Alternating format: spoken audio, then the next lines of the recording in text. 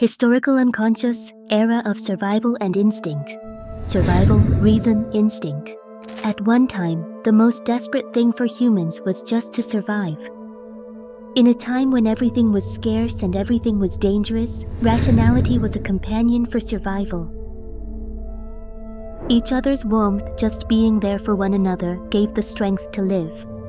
Just like wives patiently waiting for their husband's return from the battlefield, our instincts discovered love even amidst the grip of death and fear. Class systems and resignation.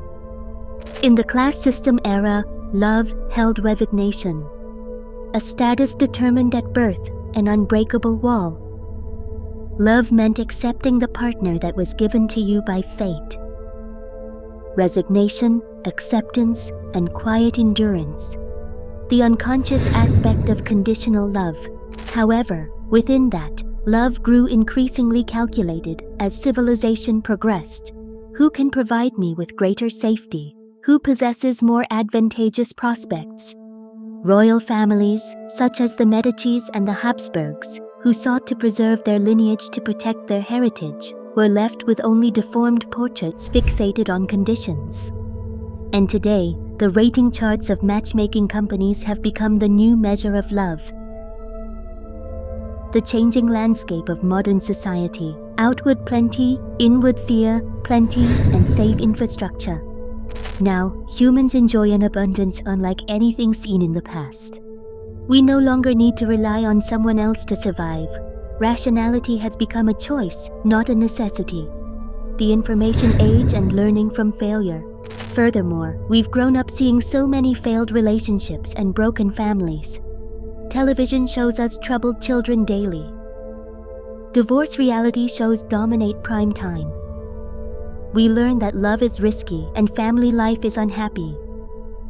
The commodification of sexual attraction and the illusion of empowerment. The media displays perfect, attractive individuals. Streamers and celebrities are going live. They're chatting with us and smiling, just as if they were right there next to us, right beside us. In my imagination, I'm sharing love with a perfect partner. In reality, I'm sitting in front of a screen. It feels like I could reach out and touch them, but I can't. We learn about a deeper kind of loneliness through these grand illusions. Infinite contest, endless want. In the past, it was simpler. Kings, lords, knights, serfs. Just a few classes, a few ladders. But now, there are thousands of microclasses, appearance, education, income, follower count, and even hobbies. Everyone dreams of being a king. But not everyone can be a king or a protagonist. Thus, everyone is unhappy. The structure of romantic relationships has changed. Love has become a risk. Instinctive attraction versus risk perception. Instinct draws us in, but the mind calculates. What do you think about this guy's conditions? He looks good, but his financial status isn't great. Communities are filled with calculation and caution, not love at all. Never ever date someone like this. Beware of narcissists. Love is instinctive, but now it's become a risk. The deep structure of gender conflict. Love turns into war. Women's oppression, expressions of anger. Women have been silenced for a long time.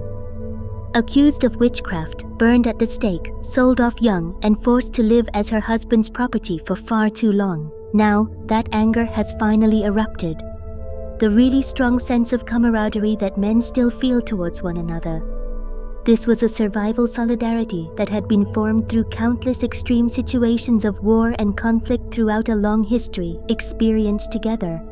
Meanwhile, women historically didn't have the opportunity for such experiences. Women who always had to remain at home under the protection of men. Thus, women placed a greater unconscious emphasis on competing for and forming relationships with the opposite sex. However, modern society is undergoing changes. Because for the first time, women are joining hands and standing together against social pressures and oppression. The sense of deprivation and helplessness among men. Men who once held unquestioned power and were always in a position of choice. Now, they're losing that power, feeling deprivation and helplessness for the first time. the psychology of seeing each other as the perpetrator. Men see women and women see men. They see each other not as someone to love, but rather as a perpetrator and a risk that causes them pain. Love has become a battlefield. This is our current state of being.